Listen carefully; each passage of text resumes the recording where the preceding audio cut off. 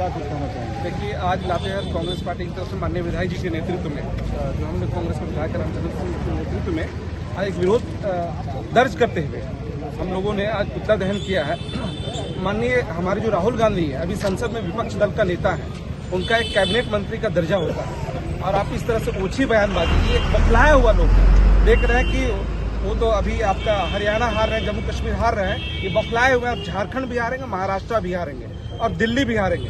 ये बौखलाहट में आकर के इस तरह से बयान जो दिया जा रहा है गायकवाड़ के द्वारा और संजय जी के द्वारा, बिट्टू के द्वारा, एक केंद्रीय मंत्री है, आप इस तरह से ओछी राजनीति, ओछी बयानबाजी कर रहे हैं, देश को गुमराह करना चाहते हैं। इस बयान के खिलाफ पूरे देश में कांग्रेस पार्टी और युवा कांग्रेस कदम से कदम मिलाकर इसका विरोध दर्ज कर रही है और आने वाले जितने भी राज्य में चुनाव होंगे ना, सभी से सुपड़ा साफ होगा भारतीय जनता पार्टी।